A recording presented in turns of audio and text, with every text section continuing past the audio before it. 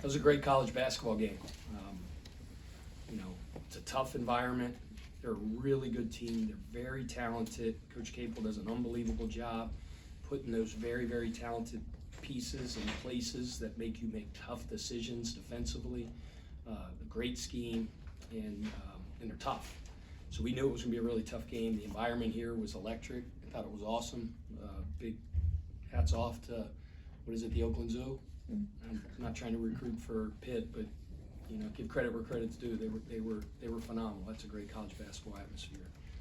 I'm proud of our guys. You know, we showed a lot of resilience. There were a lot of times in the games where during the game where they punched us in the mouth, and I thought our guys responded on many occasions, both offensively and defensively, and answered the call and answered the challenge that they presented. There were many of them.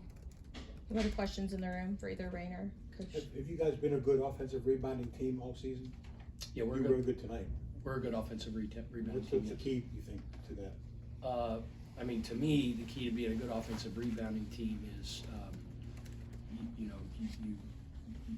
nasty. That's it. Be nasty. Go get the stinking ball. And if somebody blocks you out, I don't want any excuses. Go get it anyway. And that's it. I mean, offensive rebounds, strictly toughness, strictly effort, strictly tenacity. And that's kind of the standard of our program. Reyne hit several big shots in a row down the stretch there, but Chucky, I guess, clinched the game with that last two. What does it mean about this group that you have a few different guys who can get you in the late moments? I mean, like, you know, the other day, we played a really good Clemson game at home, and our three leading scorers, you know, Reyne and Chucky and Terrence Edwards, didn't have their best offensive night, and, you know, Javon Hadley had 32. And then, you know, tonight, it's Reyne Smith with 1 million points. I don't know how many he had, but it seemed like 1 million.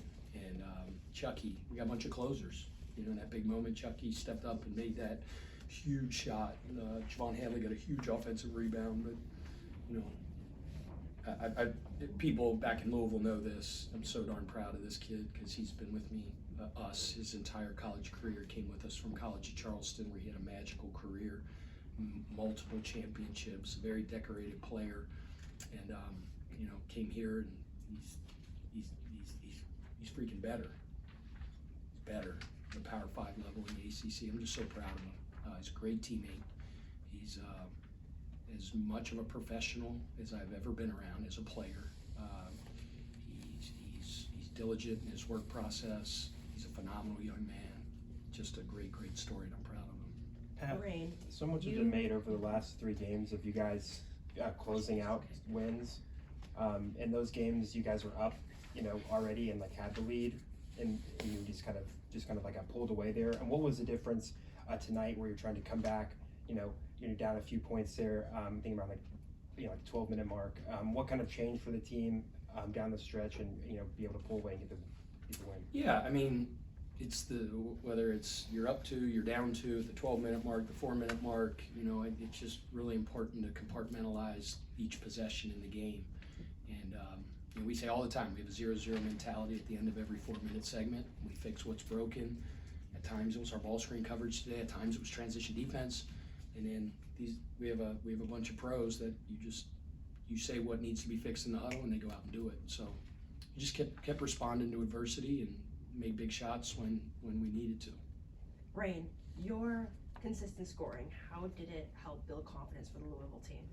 Yeah, I mean, I gotta kind of give credit to the guys for putting trust in me every single day, and I put in the work every single day. So there's no real secret to that, and yeah, I just gotta give credit to my guys like every single day, because there's days where I don't make shots at all, and they're still trusting me. They're telling me to shoot the next one. They're still trying to find me, and it kind of builds confidence, and hopefully build confidence for the rest of the guys as well. Thank you. Pat, you were I think 21% from 3 at halftime, but then you guys close in a big way. I mean, what's the belief there that you guys are just going to shoot your way out of it? The term we use is we hunt great. We're always hunting great shots, and if we execute our offense and we generate those what we call big advantage shots, we don't get caught up with the result. If we get big advantage shots, I put a smile on my face if it misses, because it was a shot in rhythm and it's a shot we practice all the time. Just continue to stay consistent in the process, and those shooting results, all that will take care of itself. So I didn't even know that was our shooting percentage. I knew that we were shooting pretty darn good shots, and they just weren't falling, and then eventually they will. Hey coach, the last few years for Louisville haven't been great. You came in here. If I'm not mistaken, the whole starting lineup tonight was transfers. What does it take to get those transfers that have never played together, different systems coming from all parts of the world? What does it take to get them to mesh together and It's just have that chemistry? it's the right pieces. You know, it's no magic pixie dust that we did. It's on the front end, making sure that you identify and find and recruit and sign players that are about the right things, that are about winning, that are about we, not me, that are about what we call the power of the unit. And they have that uncommon commitment to the guy next to you. And our whole culture is based on the most powerful force in the universe, and that's love, and that's loving the guy next to you. People in Louisville hear me talk about this all the time, but it's just the caliber of human beings that we recruit, and they're just, you know, from day one, they meshed. Terrence Edwards Jr. also had a great game in the second half. Can either of you talk about his difference on the team, how he played? Yeah, I mean, he's elite. He's scored 1 million points in college, and he's really stepped up, especially on the defensive end, and he's really taken on that task, and he can get down on himself when not making shots, but we're always telling him, keep being aggressive, just keep going, and see in the second half him starting to make some big ones, and yeah, that's just him. He's elite scorer, can do everything, and it's just great to see him kind of put up really good numbers. Coach, what did you see in the Pitt defense that allowed you guys to shoot 35 threes and Reyne to shoot 11 of them? Well, I mean, I think they're a very good defensive team. They're extremely athletic. You know, I'd have to go back and watch a film, but we made some tough shots too. You know, I got a ton of respect for them both. You know, their staff, their scheme offensively and defensively. You know, a guy like Reyne, when he starts seeing it go in, that rim gets bigger and bigger and bigger, and been around him long enough that when he really gets going, he always says the rim looks like the ocean. And he saw a couple go down, started to get in rhythm, and then he's hard to deal with once he's playing like that. Yeah, Reyne, he made 3 threes during the first half. Did you feel like you had it going then? Because, you know, I think he scored 16 points during the last 12 minutes of the game. Was there any moment where you know, like Pat was just talking about, where it kind of felt like that it became an ocean for you?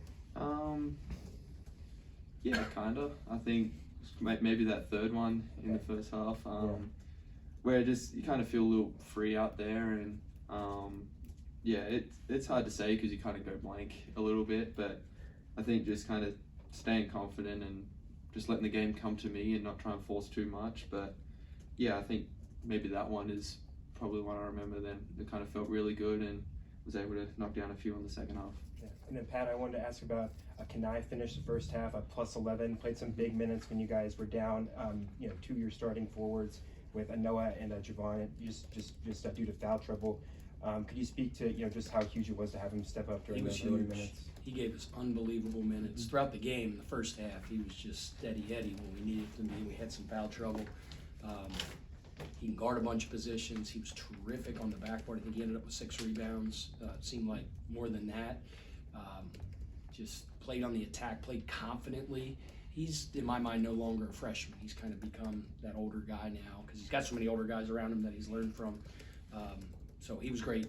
Even if it was only a couple minutes, I thought Frank was big for us as well. When we had some foul trouble, guys were exhausted. He came in, got a big rebound, drew a foul, and as you know, Brooks, he's as good of a locker room guy as I've ever been around. The guys love him. He's just a big part of our team, although he doesn't play a ton. Yeah, Pat, right now obviously there's one ranked team in the ACC, but you guys played a daring non-conference schedule. I think Pitt did as well. I mean, what would you say kind of to the outside perception, like how good of a game was it between these two teams and where they stack up nationally? Yeah, you know, I think our league's as good as any in the country. Two of the better teams, I think, were playing tonight. It was a big-time college atmosphere, and you know, they're a really, really good team, and there's a lot of really good teams in our conference. So sometimes when I get questions like that to talk about, get above the trees and talk about the big picture and all the other teams in the conference, like Brooks knows me, like I am so narrow-minded, focused on the next team we play against. So I'm an expert at Duke because we played them, Florida State because we played them, Virginia because we played them, Clemson because we played them, these guys because we played them. I don't know about any else. I don't who UNC. and Carolina. And I don't know anything about anybody else because I don't have the bandwidth in this pea brain of mine to worry about that many other teams because we got like 40 of them in the conference now. Well, all of them do. Coach, did you get that from Skip Prosser? I get everything from Skip Prosser. I get everything from Skip Prosser, Such so as? I appreciate you bringing his name up. Skip Prosser, and people from Pittsburgh know him. He was so proud of this city. Skip Prosser loved Pittsburgh. He would say yins every day. He took me to Permane Brothers. Is that what it is, Permane Brothers? Yeah. He had a love of this city. He loved the Buccos. He loved the Stillers, as he called it. I don't know if he liked the Penguins all that much, but he's from Carnegie. And so I have a special place in my heart for this city because of that. I am a Bengals fan, so I do have to qualify that. But I have such respect and love because of my relationship with Skip Prosser, who taught me everything I know about coaching, everything I know about recruiting and leadership and all that stuff. So we miss him greatly, and I know the city of Pittsburgh does as well.